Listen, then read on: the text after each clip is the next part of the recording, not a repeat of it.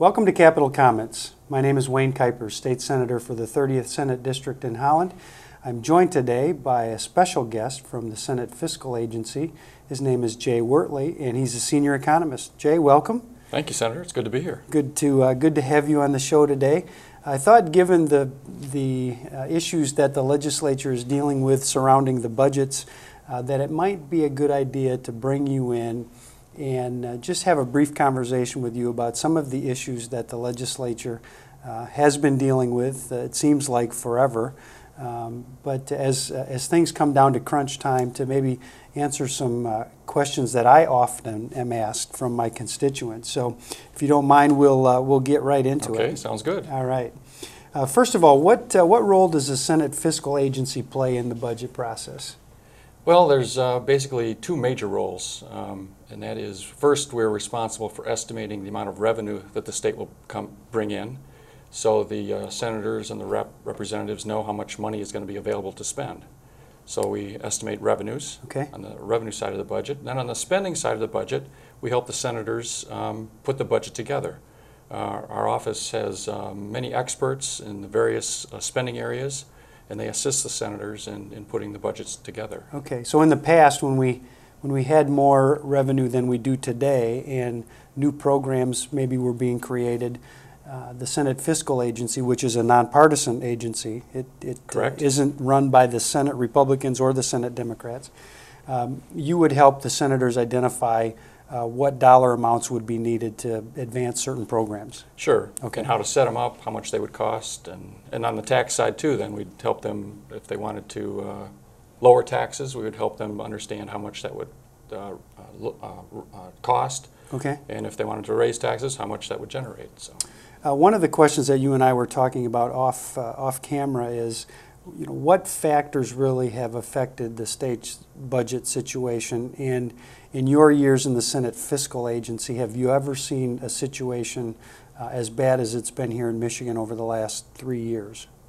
No, I haven't. I mean, this is a very serious downturn that we're experiencing now. I was here in the early 1980s when we had a severe recession, and this is worse than that one was. Okay. So what's led to the current problem is by far the economy, and we now have an unemployment rate of 15%. We lead the nation in unemployment.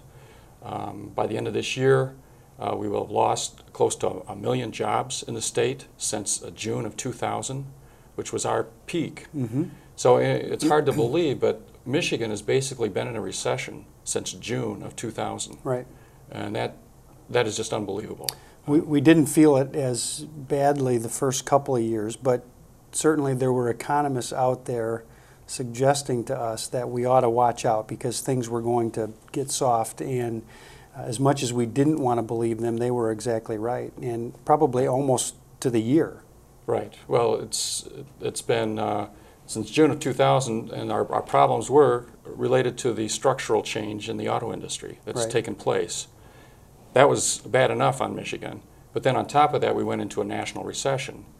And the number one driving force for the Michigan economy is the national economy. So when the national economy went into recession, Michigan, that was already in a recession, went into a very severe recession. Right. So that's where we are right now. And if you look at the problem that Michigan has had from a budgetary standpoint, it really is a jobs problem. If people were working again, they would be earning a paycheck. They would be paying income tax. They'd feel better about themselves and their position, and so they'd likely be shopping and purchasing large ticket items, which historically have a sales tax attached to it. So that would certainly have a very positive impact on our budget situation. Absolutely. It affects both sides of the budget. On the revenue side, people aren't working. Our income tax takes a big hit. Our sales tax takes a big hit. Those are two of our major taxes.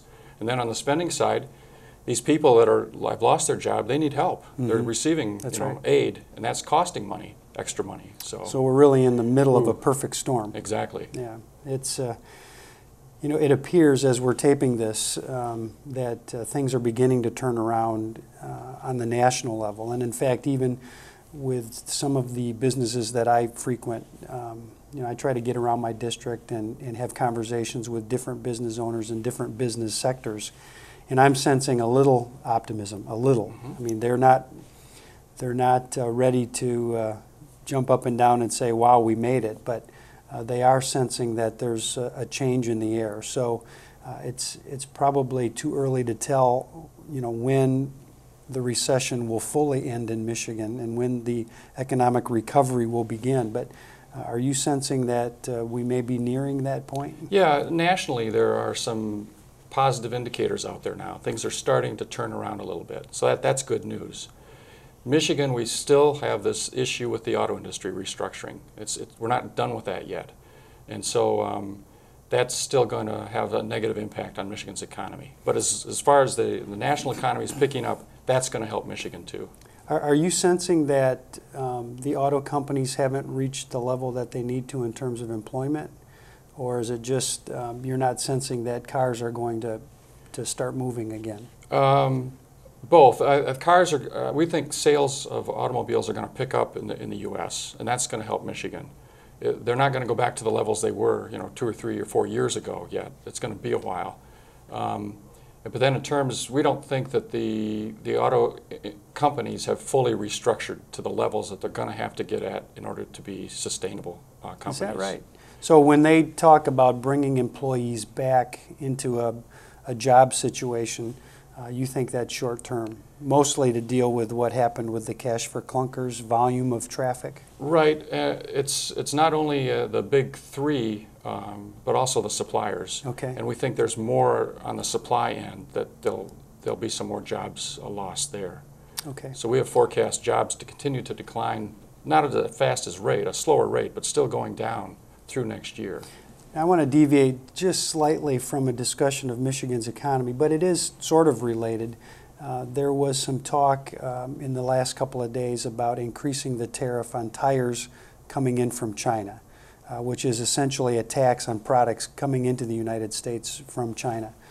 If they decide to reciprocate, and the two areas that they've targeted are automobiles and chickens, of all things, but if they choose to reciprocate, that could, in effect, have a pretty significant blow to the big three. Correct. Yeah, tariffs are really like a tax. They increase the price of a good, and that would increase, the price of what the automobile companies are purchasing. And it would affect the price of what they're trying to sell in China. That is correct. And so, historically, GM has done very well in China, and I think they're looking at India as an expanding market for themselves. But if there's tariffs placed on their products, it's going to be very difficult for them to compete with a Chinese-made car or some other European car. Right. Is that right? They don't need that right now. They've got enough problems. That's right. Okay.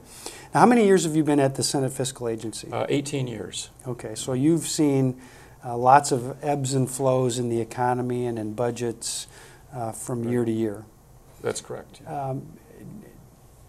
Talk to me for just a minute about how the relationship between the federal government and the state government has changed in the years that you've been in the Senate Fiscal Agency. It just seems from a legislative standpoint that the longer I've been here, the less options that are available to state lawmakers as they try to reconfigure their budgets.